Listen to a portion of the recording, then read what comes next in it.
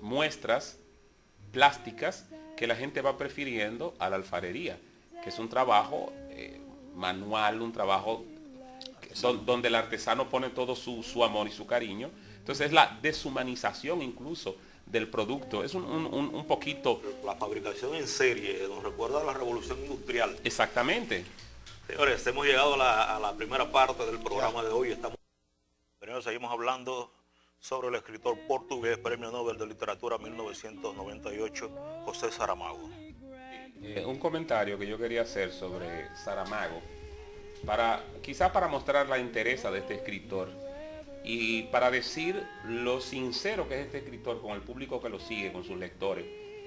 Saramago es una persona que ha sido capaz de decir que el Premio Nobel no ayuda a promocionar las letras del país, del ganador del premio, sino apenas sirve para engrosar la cuenta bancaria del ganador del premio. Qué honesto. O sea, un hombre que tiene la honestidad de confesar una cosa así, es un hombre que uno realmente puede leer y debe leer.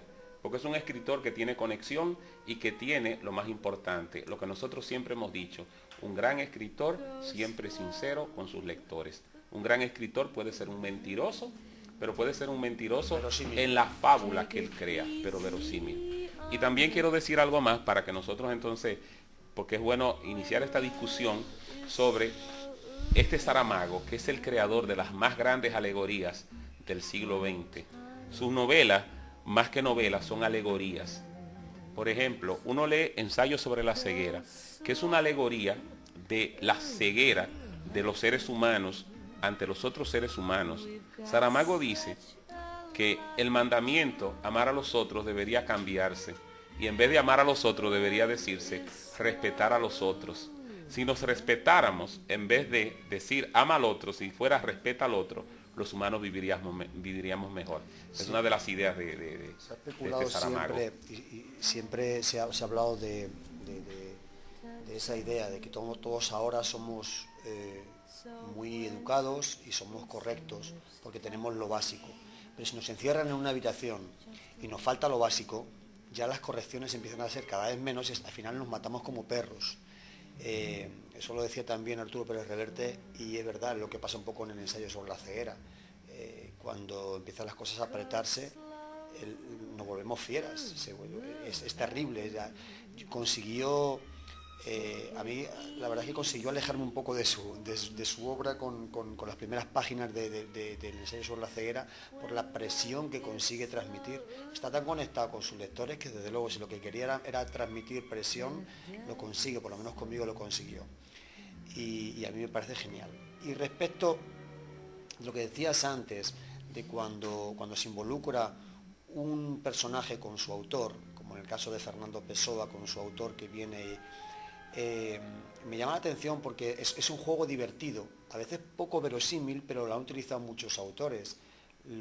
Había un comentario de Borges precisamente respecto con el Quijote, que había mucha gente que se escandalizaba de que se leyeran los propios personajes, se leyeran a sí mismos. Pasó con una serie de Máquina Baja en España también, ha pasado con alguna de las obras de Shakespeare. Entonces, este Jorge Luis Borges dice que bueno, que no hay que escandalizarse, que no pasa nada. Lo único que puede pasar es si los personajes se leen a sí mismos, es que los que seamos irreales somos nosotros. Es curioso el planteamiento de Borges y eso lo utiliza este Saramago. Yo no sé si deberíamos empezar ya a meterle la mano a las obras. ¿Qué me decís, por ejemplo, de la última que ha escrito Caín? Otra vez absolutamente provocadora. Yo creo que para hablar de Caín, que me ha resultado una narrativa interesante por lo adulta, por lo cuerda y por el compromiso y sobre todo por la continuidad del planteamiento de un hombre que siempre ha estado apegado, sin ser agnóstico, siempre ha estado apegado a principios que nada tienen que ver con Dios. No, él no es agnóstico, él es ateo declarado. Es ateo, pero no es agnóstico, cree en algo que tiene la sociedad dentro, que puede removerse, que puede cambiarse, que puede mejorarse. Debemos recordar que, no lo dijimos ahorita, Portugal en la época de Saramago era el país más atrasado de Europa. De Salazar. era el país más atrasado de Europa, vivió la miseria en carne propia y vio la miseria de su pueblo. No fue un hombre que se tornó un anarquista tampoco, fue un hombre que entendió que había un camino para llegar a algún tipo de progreso, algún tipo de bienestar para su pueblo, y escogió ese camino olvidándose del camino de Dios. Para hablar de Caín hay que hablar necesariamente del Evangelio según Jesucristo, donde da una versión bastante humanizada de Jesucristo, tornándose uno de los apóstoles bíblicos.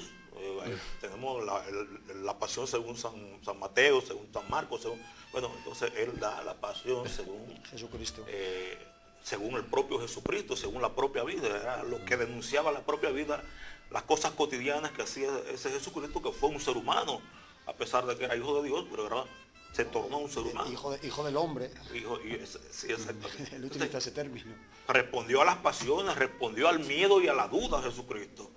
Y eso es lo que Saramago trata de decir en esa novela, el Evangelio según Jesucristo. Que le trajo consecuencias graves, no le dejaron presentar, antes lo hablábamos antes del programa, no le dejaron presentarse al premio europeo, y eso es que hubo reacciones fuertes, y era normal que la Iglesia Católica impusiera un poco su criterio, y eso le costó el no poderse presentar a un premio europeo, le supo a rayos, y la única forma que encontró él de protestar fue autoexiliándose a la isla de Lanzarote, a la isla de donde es y donde escribe Cuadernos de Lanzarote. Alberto. Sí, pero digo que hay otro autor español canario que vive también en Lanzarote, que es Alberto Vázquez Figueroa. Entonces él se autoexilia en protesta. No dura mucho tiempo, pero toda la vida ha estado yendo y viniendo, ha estado a caballo entre la isla de Lanzarote y Lisboa. Todavía creo que lo hace. Tampoco hay que olvidar, porque esa es la cosa importante. ¿Cuál fue el papel de la Iglesia Católica en el mantenimiento de la dictadura de Oliveira Salazar? Entonces, Saramago no podía ser otro hombre que un hombre de izquierda. Si vemos la época que le tocó vivir, si vemos las condiciones económicas de José Saramago, o sea, él no podía de ninguna manera ser otra cosa que lo que fue. La misma vida lo llevó en esa dirección a José Saramago. La Iglesia Católica jugó un papel fundamental para el mantenimiento de la dictadura, porque Salazar era un profeso católico, protector de la Iglesia Católica, con vínculos justamente con el gobierno de Franco, que también estaba muy ligado. De hecho, se llegó a firmar un concordato, como se firmó aquí en la República Dominicana en época de Trujillo. Entonces, la Iglesia Católica, contrario a lo que pasó aquí con la Iglesia Católica, que después hubo un divorcio con Trujillo por las persecuciones en contra de los sacerdotes Panal y Pitini y Tomás Reilly, en Portugal siempre se mantuvo y todavía se mantiene. Y esa iglesia, la Iglesia Católica Portuguesa, tuvo mucho que ver para el mantenimiento del estatus de esa dictadura, de esa tiranía de Salazar, que llegó a convertirse, como usted decía luego, en una tiranía colectiva. ¿Qué me dicen entonces el humor que exhibe tan fino en alguna de sus obras? Por ejemplo, en la de Caín, él no lo puede evitar. A mí me ha recordado un poco a Monterroso en algunas ¿Alguien tiene a Caín por ahí? El comienzo de Caín. Sí, una cosa excepcional. Que Dios nos decía que qué diablo de Dios. ¿Qué diablo de Dios es este? Es este que condena a Caín. Sí, utiliza unos términos de luego muy irónicos y muy graciosos. Se nota desde luego su irreverencia, su condición de ateo se lo permite, y entonces su irreverencia. Sin embargo, está un poco paralelo, lleva un poco paralela la historia según las escrituras con su interpretación, pero lo hace de forma con mucho humor, desde luego. Yo sé que este es un programa que se ve a nivel internacional y que nosotros debemos tratar de internacionalizarlo lo más que se pueda. Sin embargo, creo que no podemos dejar pasar el orgullo de decir que hemos estado junto con Saramago, y Ramón va a mostrar una foto donde, a propósito, con Ramón hizo la foto, hizo su tesis de grado para graduarse en